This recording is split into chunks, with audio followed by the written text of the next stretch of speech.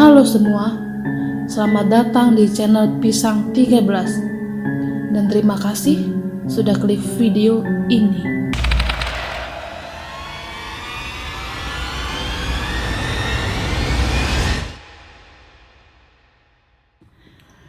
Bicara gembong narkoba terkaya di dunia, orang akan menyebut nama Pablo Escobar. Dia merupakan bandar kokain kelas kakap yang tercatat pernah menjadi orang terkaya di dunia. Pablo Escobar adalah pemimpin kartel Medellin dari Kolombia yang memonopoli peredaran narkoba jenis kokain di Miami dan sejumlah kawasan di Amerika Latin. Bahkan di puncak kejayaannya, kartelnya memasok 80% kokain di seluruh dunia. Sosoknya sangat kontroversial. Selain sebagai bandar narkotik, namanya kesohor di tengah masyarakat miskin Kolombia karena banyak yang menganggapnya sebagai pahlawan. Dia dianggap sangat dermawan terhadap orang-orang miskin. Sepanjang hidupnya, dia banyak mendonorkan uangnya untuk pembangunan gereja, pembangunan sekolah, perumahan orang miskin, lapangan sepak bola, dan membagi-bagikan uang di setiap kesempatannya bertemu masyarakat kelas bawah. Dia digelari sebagai Robin Hood dari Kolombia. Pablo Escobar adalah seorang ambisius.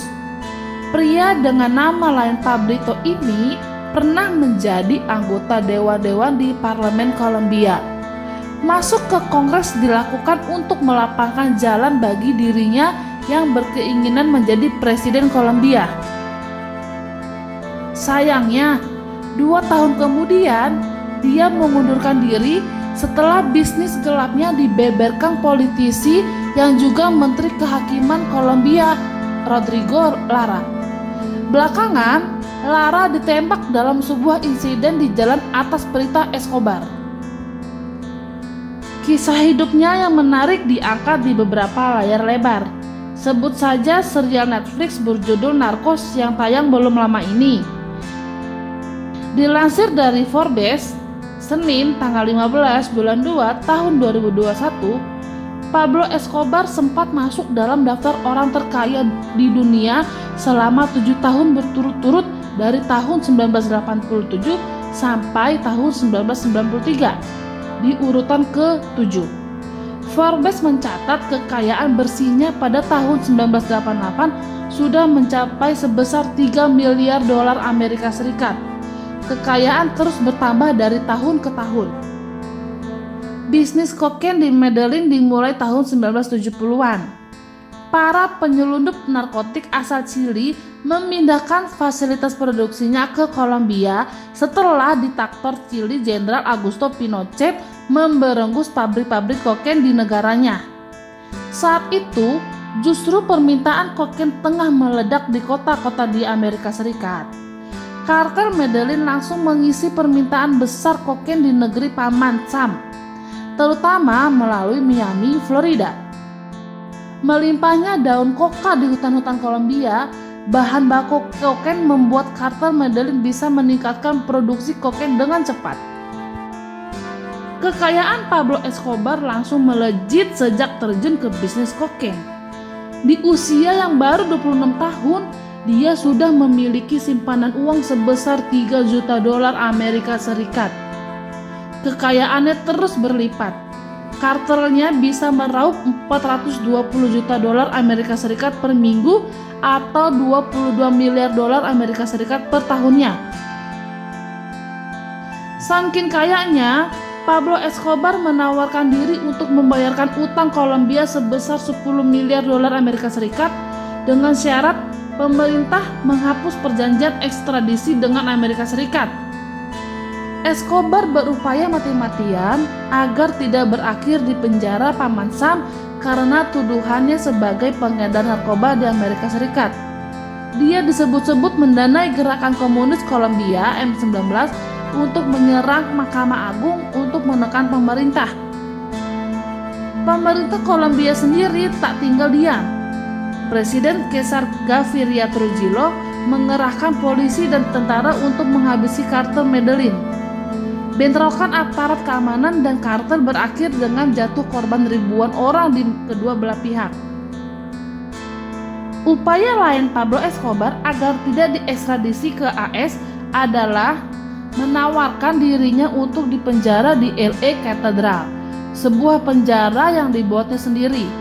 Pemerintah Kolombia setuju dengan tawarannya. Meski begitu, ketimbang sebagai penjara, LA Cathedral lebih terlihat sebagai tempat hiburan. Di dalamnya, kartel Medellin membangun klub malam, air terjun mini, lapangan sepak bola, area biliar, sauna, dan kamar-kamar mewah bak hotel bintang 5. Namun, pada tahun 1992, pemerintah mengerahkan ribuan tentara dan ratusan pasukan khusus menyerbu penjara setelah insiden pembunuhan sesama anggota kartel di dalam penjara LA Cathedral. Dia juga diketahui masih menjalankan bisnis gelapnya dari penjara. Pablo Escobar berhasil melarikan diri dari penjara. Sejak itu, pemerintah melakukan perburuan besar-besaran terhadap Pablo Escobar. Setelah berbulan-bulan diburu, dia ditemukan di tempat persembunyiannya di Medellin. Dalam sebuah baku tembak di atap bangunan, dia tewas tertembak di bagian kepala. Banyak orang-orang miskin di Medellin yang meratapi kematiannya. Saat pemakaman, tercatat ada 25.000 orang hadir mengantarkannya ke liang lahat. Kematian Pablo Escobar tak lantas membuat bisnis kokain mati. Penyelundupan kokain dari Kolombia bahkan terus meningkat. Pasar kokain beralih ke kartel Cali, yang merupakan rival dari kartel Medellin. Keponakan Pablo Escobar, yang bernama Nicolas Escobar, secara tak sengaja menemukan tas plastik berisi uang sebesar 18 miliar dolar Amerika Serikat di dinding salah satu rumah pamannya tersebut. Diketahui, Pablo Escobar kesulitan untuk menyimpan semua kekayaannya. Uang dari bisnis gelapnya tak memungkinkan seluruhnya bisa dicuci dengan membeli aset atau menyimpannya di bank. Dia kerap kali menyembunyikan uang dari hasil perdagangan kokain di dinding-dinding rumah atau menguburnya di dalam tanah. Itulah dia cerita singkat dari Pablo Escobar. Semoga bisa mengisi waktu kalian semua. Terima kasih yang udah mau nge-like, terima kasih yang udah mau komen, terima kasih yang udah mau subscribe video ini.